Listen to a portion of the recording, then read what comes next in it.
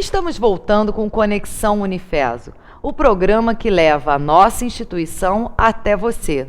No primeiro bloco, conversamos com Cláudia Ribeiro, coordenadora do projeto Alegria do Unifeso, com a participação especial do estudante do curso de Medicina, Otávio Canto.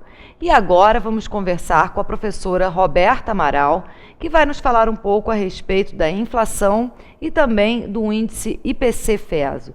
Professora Roberta, muito obrigada pela sua presença. Seja muito bem-vinda ao Conexão Unifeso. A inflação ela significa um aumento generalizado no nível geral, no nível de preços, né? Como que isso acontece? A inflação ela tem algumas características, né? A gente mede sempre a inflação como um aumento de todos os preços de uma forma contínua. Eu não posso caracterizar a inflação se eu tiver aumento de um único bem, né? Então imagina que eu vá passear com o meu filho na feirinha e chegue lá e aumentou o preço do passeio de charrete, né? Isso não é inflação, porque aumentou só o preço de charrete. Mas se a gente vai no mercado e percebe que aumentou a batata, aumentou a laranja, aumentou o arroz, aumentou o feijão, então já é uma coisa que está acontecendo de forma generalizada, a gente pode caracterizar como inflação. Ela tem diversos motivos para acontecer, mas os principais são ou uma demanda excessiva ou então uma incerteza excessiva da economia, que é o que a gente está vivendo agora, né? Então pode ser uma incerteza de ordem econômica, pode ser uma incerteza de ordem política, mas uma incerteza de modo geral pode fazer a gente perceber um aumento generalizado no nível de preços. Então, por exemplo, no caso de uma demanda maior, a gente teria o exemplo do que aconteceu em termos do mercado imobiliário no Rio de Janeiro, na época da Copa, quando o preço dos imóveis, dos aluguéis, foram sobrevalorizados em função daquele momento específico, mas isso depois o preço volta para um lugar. Teoricamente é isso, né? Porque de uma hora para outra você aumenta muito a procura, no caso foram dos imóveis, e você não tem como criar imóveis de uma hora para outra, né? A gente vê a construção de uma casa, de um prédio, vai demorar algum tempo. Se fosse possível de uma hora para outra criar mais imóveis, você atenderia a demanda. Como você tem uma quantidade fixa de apartamentos e residências, mais pessoas procurando, então os preços sobem, né? Uma possibilidade de ter inflação é desse jeito.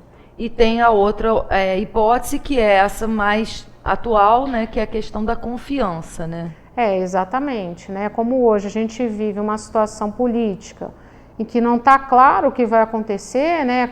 Qual vai ser a condução da política econômica do governo, é comum a gente perceber as pessoas esperando para investir, então você diminui a possibilidade de crescimento da produção. Então, se aumentar minha demanda, a minha produção está fixa, aí gera a inflação como foi a dos imóveis.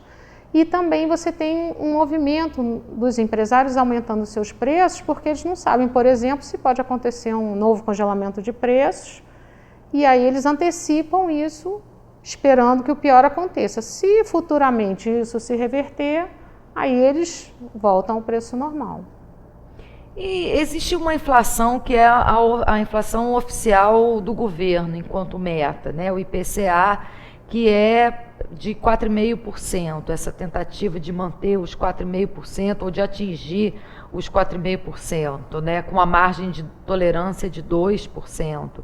Mas esse índice, ele consegue alcançar esse IPCA à medida da inflação nas cidades, por exemplo? Ele reflete a inflação em Teresópolis?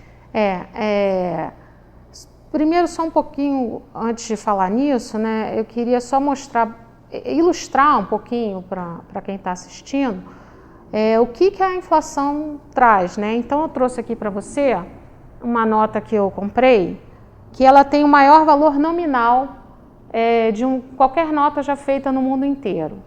O valor dela nominal é de 100 trilhões de dólares do Zimbábue. É muito interessante porque essa nota, apesar de ter esse valor todo, ela não vale nada lá, ela não compra sequer uma bala no Zimbábue. mas o governo precisava fazer seus pagamentos e ela foi cunhada para uma nota verdadeira, emitida pela Casa da Moeda deles, e foi cunhada para pagar os funcionários públicos lá. Foi uma moeda que circulou só uma semana no Zimbábue, né? Então, a gente costuma achar, né, 100 trilhões, uma coisa imensa, mas que não compra sequer uma bala hoje em dia. Então, a inflação ela traz esse efeito corrosivo da moeda, por isso que a gente passou por diversas situações, né, de ter cortes de zero, moedas carimbadas. O cruzado novo. Exatamente. Até chegar no real, né? O cruzeiro, o réis. Tem vários exemplos que você trouxe também, né? A gente tem as notas, né? São notas históricas, assim, que eu costumo colecionar. Então, só por curiosidade, essa é uma nota de real. A gente fala que são réis, mas o nome da moeda era real. Foi a primeira moeda brasileira. E temos também, eu trouxe aqui para você ver, por exemplo, uma nota carimbada, né, o efeito da inflação na nossa moeda. Uma moeda que era de cruzado e virou cruzado novo. Então tem um carimbinho aqui no meio, né? Uma nota Isso de um acontece, cruzeiro. né? Acontece, você tem a moeda e aí você cortou uma quantidade de zeros e você aproveita aquela nota, né? Aquele papel e você carimba para ela tentar ter um outro valor. Isso, para você não precisar jogar ela fora, né? Agora, com relação ao IPCA, o que acontece é que as pessoas têm a falsa impressão de que é possível viver num ambiente totalmente sem inflação nenhuma. Isso a gente já sabe há muito tempo, né, que não é possível. Tem um economista famoso, Phillips, que ele disse que existe um trade-off, é uma situação de escolha. Eu não posso ter inflação zero e todo mundo empregado. Nem posso ter, nem deveria ter uma inflação elevada e todo mundo desempregado. Então existe uma escolha, o governo precisa decidir. O que ele quer? Um pouquinho de inflação e um pouquinho de desemprego? Né? Porque se ele escolher trabalhar com inflação zero, vou ter uma elevada taxa de desemprego na economia. Então os governos buscam um equilíbrio. O governo hoje estabeleceu como equilíbrio esses 4,5% do IPCA, com uma margem de erro de 2 pontos percentuais para cima ou para baixo. Então, se a inflação ficar entre 2,5% e 6,5%, estaria dentro da meta do governo. Só que o que a gente vem percebendo é que, primeiro, o IPCA não mede a inflação de todo mundo. Então, a gente vê muitas iniciativas, algumas privadas, algumas até de instituições do governo também, de calcular outros indicadores. Por exemplo, o GPM, INPC, o ICC, porque cada um vai medir uma realidade. Porque a minha inflação não é igual à sua inflação, né? Então, cada cidade tem uma realidade diferenciada em termos de inflação. Exatamente. E aí, se eu desconhecer a minha inflação, como é que eu posso, por exemplo, negociar com o dono do meu apartamento o aluguel que eu vou pagar? Como é que o governo pode negociar com seus funcionários o aumento que ele vai dar? Como é que eu, funcionária de uma instituição privada, posso negociar com o meu patrão o aumento que eu quero dar? Como é que eu, profissional liberal, posso escolher o aumento que eu vou dar no preço dos meus serviços? Então, é muito importante a gente conhecer a nossa realidade. Uhum. E no caso, o Unifeso calcula periodicamente esse índice de preços ao consumidor, é o chamado IPC-FESO. Esse indicador, ele é mais próximo da nossa realidade aqui da cidade, ele é específico de Teresópolis? Esse índice de preços foi um índice de preços criado dentro da instituição, quando eu ainda não estava lá. Então, foi um projeto que eu assumi quando eu cheguei. É um indicador que ele foi idealizado para medir justamente a realidade de Teresópolis. Então, durante um ano, foram acompanhadas aproximadamente 950 famílias. Então, durante esse ano, a instituição descobriu quais eram os produtos que eles mais consumiam, as principais marcas, em que quantidade. Os hábitos de consumo das famílias que moram aqui. De Teresópolis. Né? E aí, depois dessa observação de um ano, foi estabelecido um conjunto de produtos que caracterizariam o teresopolitano médio, digamos assim. Hoje, esses produtos são 74 produtos. E aí, todo mês, vai um grupo de estudantes nos principais mercados da cidade, porque não é qualquer mercado que pode fazer parte. O mercado tem que ter pelo menos um percentual daqueles 74, né? Senão a gente ia sair medindo em padaria, em loja de conveniência, e aí ficaria isso difícil. Foi uma curiosidade que você está contando e agora me bateu essa curiosidade. No caso, Teresópolis tem todo mundo fala, né? Já é quase que um senso comum, Teresópolis tem uma vocação turística muito grande. Você tem as pessoas que vêm para a cidade nos fins de semana, assim como tem também as pessoas que têm a casa de veraneio aqui, que vêm para fazer o seu descanso ou o seu lazer na cidade em momentos específicos. Quer dizer, então essa sazonalidade provocada pelo turismo ou pelo movimento dos veranistas, isso também está contemplado dentro desse índice medido? É interessante a sua pergunta, porque me permite assim dar uma dimensão maior da relevância do IPC-FESO, né? Então, só para deixar assim, bem destacado, o nosso índice de preço é o único que eu tenho conhecimento que existe sendo calculado em todo o interior do Rio de Janeiro. Quer dizer, Teresópolis está na ponta. Exatamente. Em relação a isso, né? Eu tinha a notícia de que Friburgo estava tentando fazer um índice de preços, mas eu não tive a notícia de que isso foi adiante. Então, você vê a importância disso aí, né? E além da gente calcular o índice de preço, a gente gera uma base de dados para consulta pública e para os estudantes trabalharem, que é muito importante, porque permite que o estudante, por exemplo, trabalhe com essa base de dados e fique craque em planilha eletrônica para depois ele se inserir como um administrador e um contador no mercado de trabalho mais preparado. E aí, voltando à sua pergunta, a gente teve, por exemplo, um trabalho de final de curso em que o aluno justamente estudou isso. E a gente chegou à conclusão que aqui a gente, de fato, tem sazonalidade positiva, ou seja, os preços tendem a ser um pouco mais altos do que a média nos meses de férias de inverno. Então, julho e agosto normalmente são meses em que os preços aqui aumentam mais. Contrário do verão, por exemplo, que tem as pessoas não vêm muito para cá, vêm mais para curtir o inverno do que o verão. Exatamente. Seria por aí. A gente não tem como afirmar isso, mas a nossa percepção é de que seria mais ou menos por conta disso. Né? Como no inverno cresce o número de pessoas na cidade, aumenta a demanda, aquela inflação gerada por excesso de demanda, né? O empresário percebe isso e, lógico, para o seu produto também não se esgotar, ele tem que colocar um preço adequado que esteja compatível com o que o mercado pede. Você sabe, por exemplo, em relação ao ano que a gente teve a Copa do Mundo, né? O impacto que teve em Teresópolis sobre o índice de preços, teve algum impacto da Copa do Mundo para a gente poder imaginar, e agora, então, em agosto, já tem uma tendência natural que haja um aumento de preços por conta da época que é julho e agosto, é período de inverno, quer dizer, somado ao período das Olimpíadas, é possível esperar um aumento ainda maior?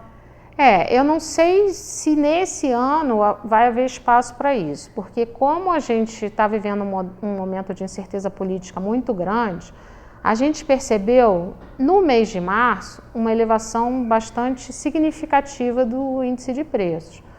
Então, conforme até já divulgado na coluna que a gente tem no Observatório Empresarial, que são artigos que a gente escreve sobre administração, ciências contábeis, que são publicados às quartas-feiras no Diário, a gente já falou sobre isso, acho que foi tem 15 dias ou 3 semanas, que saiu um artigo mostrando a inflação do mês de março.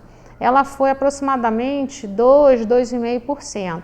Então, como a gente já antecipou no primeiro trimestre, eu não sei se vai haver espaço também, porque tem um limite, né? O empresário não pode aumentar muito os seus preços, porque se ele não tiver quem compre, o produto fica encalhado. As pessoas precisam estar dispostas a pagar aquele preço também, né? Exatamente. Ou vão substituir o produto, enfim, e aí outros produtos também vão ter oportunidade de venda que não teriam numa outra competição, né? Exatamente.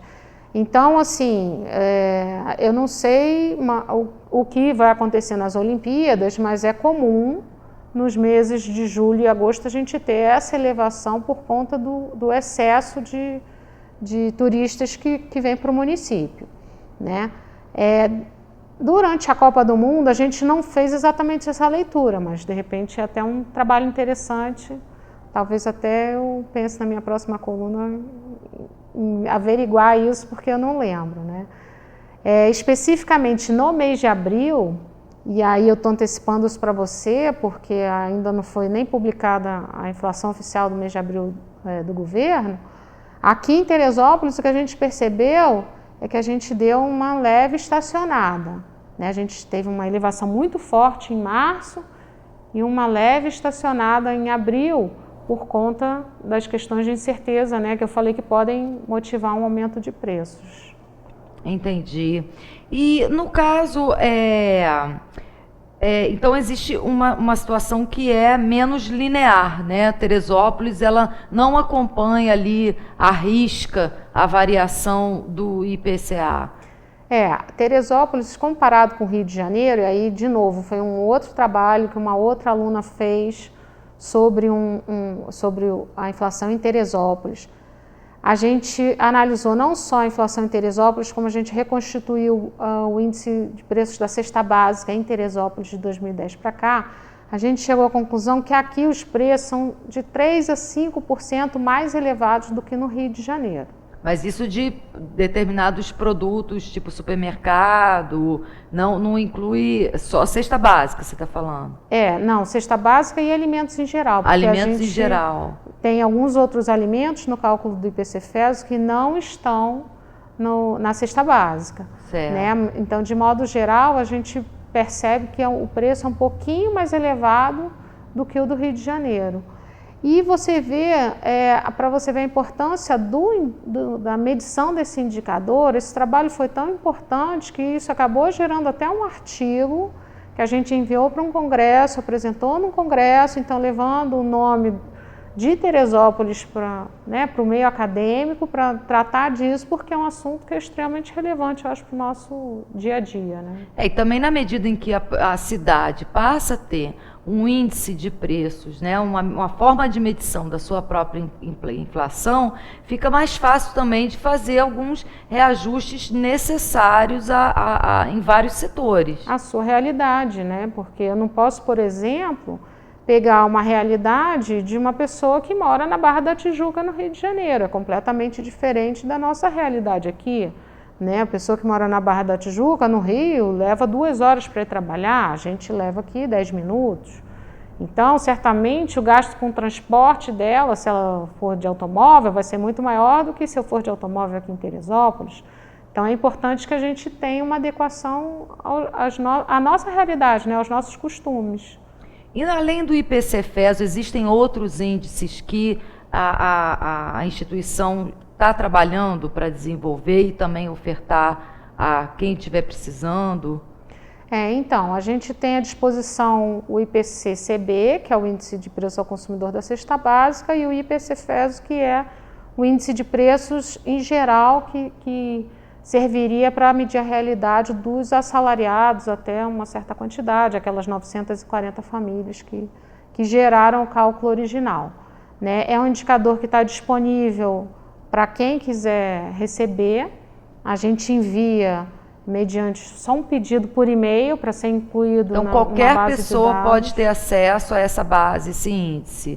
E aí, no caso, é periódico que vocês enviam? É mensal? É mensal. Então, todo final de mês, os estudantes apuram os valores, a gente faz o cálculo do índice geral e isso gera um relatório, mas quem quiser tem também a base de dados. Né? Então, se eu quiser atualizar um valor de 2005 para 2016 ou de 2008 para 2014, a gente consegue fazer disponibiliza a base de dados também. Também. E como que a pessoa faz para ter acesso a essa base de dados e aos relatórios? Então, é só mandar um e-mail solicitando a inclusão, né, no mailing list para o e-mail ramaral@unifeso.edu.br.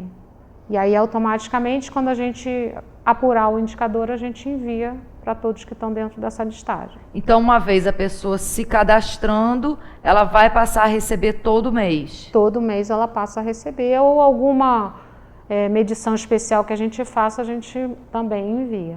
E tem algum custo esse tipo de serviço? Não, ele é totalmente gratuito, porque a gente traz isso para o ambiente do aluno de administração e ciências contábeis, para eles também terem a oportunidade de praticar, né? Ver como é que faz a construção do índice, como é que usa planilha eletrônica. E aí, como a gente já gera esse valor, a gente envia gratuitamente para quem tiver interesse. E, logicamente, é feito pelos alunos, mas com a supervisão e o acompanhamento dos professores. Exatamente, né? Então, eu sou responsável por essa supervisão, eles coletam e a base de dados fica lá disponível para a gente trabalhar. Alguns trabalham, como eu já falei, em trabalho de conclusão. Eu já tive um orientado de mestrado que fez uma dissertação de mestrado sobre isso. Então, é uma base de dados que a gente usa para divulgar um pouco a cidade, né? E trabalhar no dia a dia. Trabalho pioneiro, né? Porque outras cidades isso não acontece. É verdade. É um trabalho que a gente não tem notícia de ser feito em outras instituições dentro do estado do Rio de Janeiro. Então é um diferencial do Unifeso e dos cursos de administração e ciências contábeis. Parabéns, professora, por manter esse projeto vivo, né? E a gente também está chegando ao final desse nosso bloco. Eu quero agradecer muito por essas informações que enriquecem e nos ajudam a compreender melhor a nossa realidade. E para você que nos acompanhou até agora, também quero agradecer pela sua audiência, pela sua participação no nosso programa. E lembrando que todo o conteúdo do Conexão Unifeso você encontra também no nosso canal no YouTube. Até mais!